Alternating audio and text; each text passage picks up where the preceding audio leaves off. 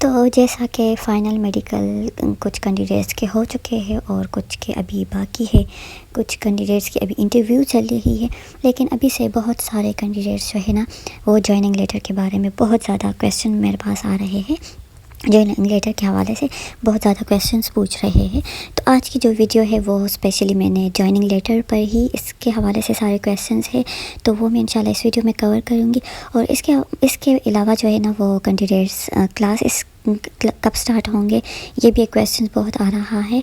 और shortlisted candidate किसे कहते हैं, ये भी कुछ कैंडिडेट्स को इसकी समझ नहीं आ रही कि ये कौन से कैंडिडेट्स होते हैं और किस बेस पर शॉर्टलिस्टेड की जाती है।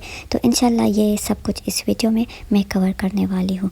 तो और बहुत इम्पोर्टेंट वीडियो है ये, आप सबको देखना बहुत ज़रूरी है, ठीक है। तो सबसे पहले मैं शॉर्टलिस्टेड कैंडिडेट की बात करती हूँ, फिर उसके बाद मैं जॉइनिंग लेटर पर बहुत सारे क्वेश्चंस हैं, तो फिर उसके बारे में भी बात करूँगी, ठीक है। तो देखिए, शॉर्टलिस्टेड कैंडिडेट वो होते हैं जिनकी मतलब जब आपकी इनिशियल होती है, फिर इसके बाद आपकी इंटरव्यू होती है ना, तो इंटरव्यू में सब कैंडिडेट्स को कॉल नहीं आती इंटरव्यू के लिए, ठीक है।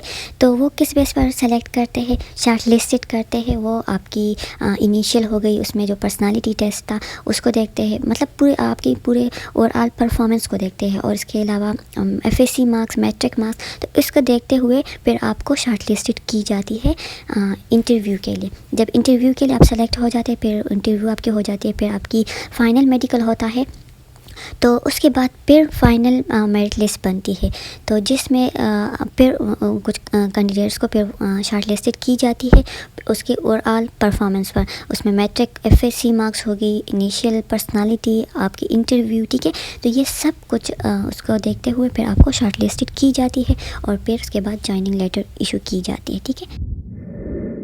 तो अब बात करते हैं जॉइनिंग लेटर पर, ठीक है। और इसके बाद फिर हम क्लासेस कब से स्टार्ट हो रहे हैं, तो फिर उस पर बात करेंगे। तो सबसे पहला जो क्वेश्चन है वो यही है कि जॉइनिंग लेटर फ़ाइनल मेडिकल के बाद कितने टाइम बाद इशू की जाती है। तो देखें, जब आपकी फ़ाइनल मेडिकल हो जाता है, ठीक है, तो उसके तकरीबन 15 to 20 डेज़ बाद जॉइनिंग लेटर इशू की जाती है, ठीक है।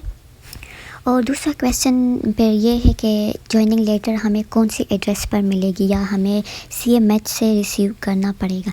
तो नहीं, जो एड्रेस आपने फॉर्म में दी थी ना, जो इंटरव्यू फॉर्म में जो एड्रेस आपने मेंशन की थी, तो उसी एड्रेस पर आपको जॉइनिंग लेटर मिलेगी। तो जो सिटी साइड के लोग हैं, तो कैंडिडेट्स है, तो उनको आसानी से मिल जाती है। लेकिन जो गांव साइड के इस तरह के इस एरिया के जो लोग होते हैं ना कैंडिडेट्स, तो उनको कभी कभार इस तरह प्रॉब्लम हो जाती है कि उनकी जॉइनिंग लेटर उन तक पहुंच नहीं पाती टाइम पर, या पोस्ट ऑफिस में वो पड़ा रहता है और किसी रीज़न की वजह से वो आप तक पहुंच नहीं पाती। तो इस केस में आपने करना क्या है, जब देखिए मैंने बता दिया कि आपकी फ़ाइनल मेडिकल के बाद आपने मतलब जब आपकी 10 दिन गुजर जाए ना, तो आपने पोस्ट ऑफिस को चेक करना है ख़ुद, ठीक है। आपने वहाँ जाकर पूछना है कि मेरे इस तरह का कोई लेटर तो नहीं आया होगा, तो आपने ख़ुद जाकर ये पूछना है। और ये मैं सिटी साइड्स के जो कैंडिडेट्स हैं उनको भी मैं यही उनके लिए भी है, लेकिन स्पेशली जो विलेज साइड इस तरह के हैं ना, तो ज़्यादातर उनको प्रॉब्लम आ जाती है। और समटाइम्स इस तरह भी हो जाता है कि बिल्कुल आपको लास्ट डे पर आपको जॉइनिंग लेटर मिलती है और बिल्कुल नेक्स्ट डे पर आपकी जॉइनिंग होती है। तो आपको पता है, मैंने एक वीडियो बनाई भी हुई है कि आपको जब जॉइनिंग लेटर मिलती है तो वो किस तरह फिल करना है। तो अभी जो स्क्रीन पर आपको वीडियो नज़र आ रही है, तो फिर वो आप चेक कर ले, ठीक है, कि किस तरह जॉइनिंग लेटर फिल करना है। और इसके अलावा कौन कौन सी चीज़ें अपने साथ लेके जाने, कौन से शूज़ हो गए, और बहुत सारी चीज़ें हैं जो आपको आपकी जॉइनिंग लेटर में भी मेंशन होता है। और इसके अलावा भी बहुत जो ज़रूरी चीज़ें हैं, तो वो भी मैंने बताई हुई है। तो वो चीज़ें एक दिन में फिर नहीं हो सकता, इम्पॉसिबल है, ठीक है। तो जो अभी स्क्रीन पर ये वीडियो नज़र भी आपको आ रही होगी, तो ये भी आप चेक कर ले। ये दोनों वीडियोस आपके लिए बहुत इंपॉर्टेंट है और इस वीडियो के लास्ट में भी आपको ये मिल जाएंगे, तो आप ज़रूर चेकआउट करिए, ठीक है। और इसके अलावा जो सामान की जो वीडियो है ना, उसमें मैंने लंच बॉक्स भूल गई थी, टिफ़िन जो होता है, तो वो भी आप अपने साथ लेके जाए, क्योंकि रमज़ान में वो उनकी ज़रूरत पड़ती है टिफ़िन की, ठीक है। तो वो मैं भूल गई थी, ज़रूर आपने मस्ट लेके जाना है अपने साथ।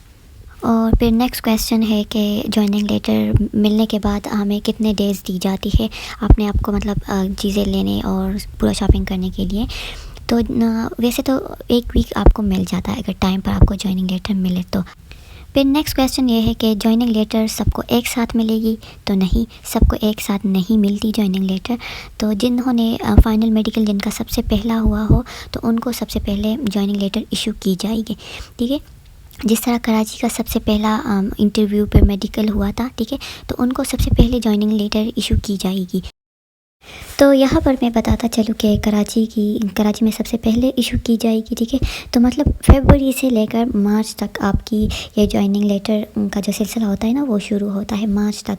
मतलब जो सबसे लास्ट में जो होगी ना रावलपिंडी होगी मार्च तक, तो उनकी जॉइनिंग कंटिन्यू रहेगी, ठीक है। तो फिर इसके बाद मुल्तान था आई थिंक, फिर क्वेटा, लाहौर, तो इस तरह फिर सबसे लास्ट में रावलपिंडी होता है। तो इस तरह होता है, ठीक है। सबको एक साथ नहीं मिलती और ना जॉइनिंग लेटर सबको मिलती भी है, इस तरह भी नहीं होता, ठीक है। बताने का मतलब ये है कि जिस तरह मैंने शॉर्ट लिस्टेड की बात की थी ना, तो सिर्फ शॉर्ट लिस्टेड कैंडिडेट को ही जॉइनिंग लेटर मिलेगी। मतलब अगर आपकी मेडिकल भी आप फिर डिक्लेयर हो गई तो इसका ये मतलब नहीं कि आप सेलेक्ट हो गई। इसके बाद फाइनल मेरिट लिस्ट लगती है, ठीक है। तो फिर उसमें जितने कैंडिडेट्स के नेम होते हैं तो फिर उनको जॉइनिंग लेटर इशू की जाती है। तो अब बात करते हैं क्लासेस कब से स्टार्ट हो रही है।